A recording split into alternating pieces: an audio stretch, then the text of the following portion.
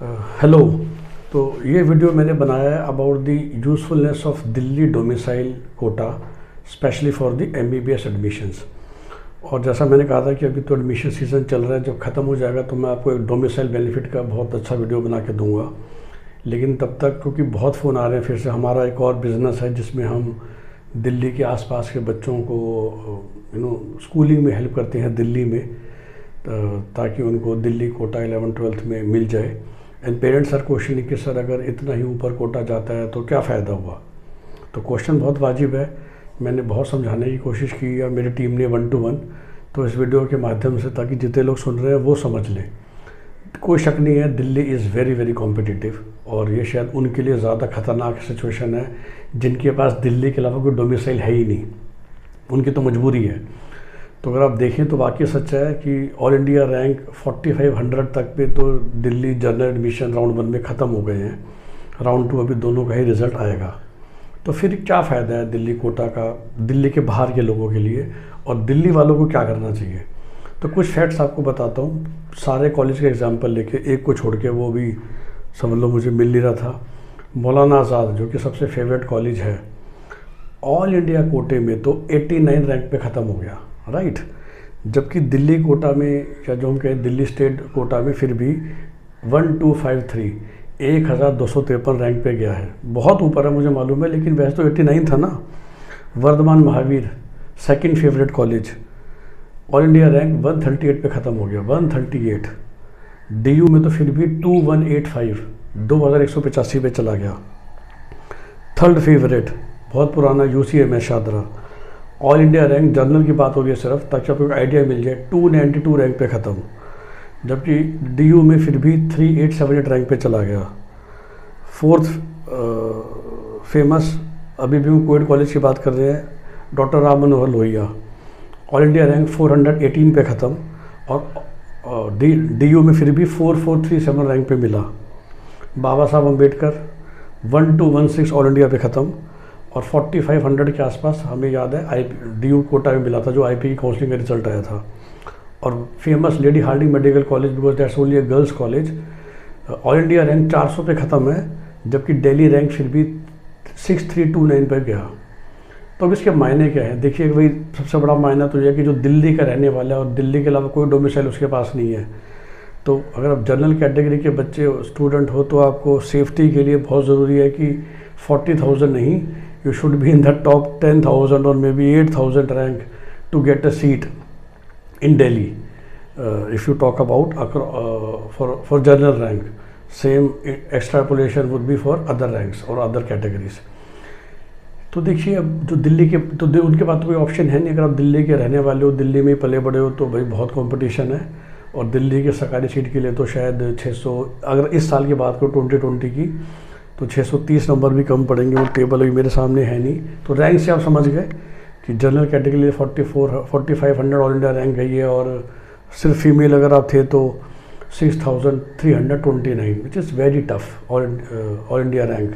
विज़ फिर भी राजस्थान में स्टेट कोटा 10,000 रैंक पे मिले, और बाकी जगह जनरल कैटेगरी में फिर भी हमें पता है कि 15-16 हज़ार तक भी गया है, हिमाचल के अलावा।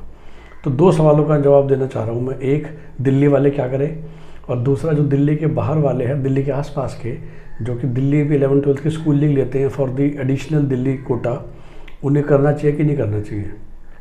तो पहले सवाल का जवाब, तो दिल्ली वाले तो भाई सोच लो बहुत कंपटीशन है।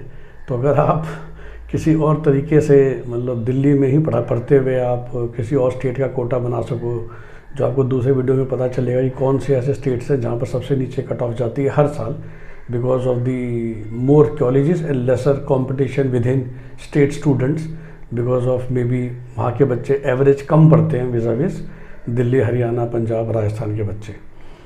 और दूसरा जो दिल्ली के बाहर के है, देखिए हरियाणा में डोमिसाइल होने से या दिल्ली का डोमिसाइल लेने से आपका हरियाणा का तो डोमिसाइल नहीं गया ना, या पंजाब का नहीं गया, या हिमाचल का नहीं गया, हमारे पास स्टूडेंट थे, या यूपी का नहीं गया। क्योंकि सभी की कंडीशन ये है कि ठीक है, अगर आपने 11th-12th बाहर से भी किए तो भी आपको आपके स्टेट का डोमिसाइल मिल जाता है। तो अब जब एडमिशन का टाइम आए तब आपको डिसीजन लेना है। तो देखिए, अगर आप ऑल इंडिया रैंक 1000 वाले थे तो मैम से तो नहीं मिलता ना ऑल इंडिया कोटा से, पर दिल्ली कोटा से मिल गया, which we know is India's number 3, 4 and 4th college after may be AIIMS Delhi and may be JIPMER, isn't it. तो अगर आपके बच्चे को MEMC चाहिए या for that matter Vardhman Mahavir चाहिए और आप उसके उतरे नंबर आए और लेट्स से कि आपके 610 ही नंबर आए, आपको दिल्ली कोटा नहीं मिलने वाला है, तो आप दिल्ली कोटा छोड़िए और अपने स्टेट कोटा से ले लीजिए। तो लेट्स से अगर आप हरियाणा के बच्चे हो और आपके पास दिल्ली कोटा भी है, तो आपको एडवांटेज ये है कि ऑल इंडिया कोटा के दिल्ली कोटा के माध्यम से आप MEMC या UCMS या वर्धमान महावीर आपको मिल सकता है, जो ऑल इंडिया कोटा में इम्पॉसिबल है। तो अगर आपके 640 नंबर से ऊपर आ गए तो आप दिल्ली कोटा लीजिए, 605 608 ही रह गए तो आप अपने हरियाणा की स्टेट कोटा की सीट ले लीजिए, या ऑल इंडिया कोटा, तो दोनों में ही सेम रहेगा लॉजिक।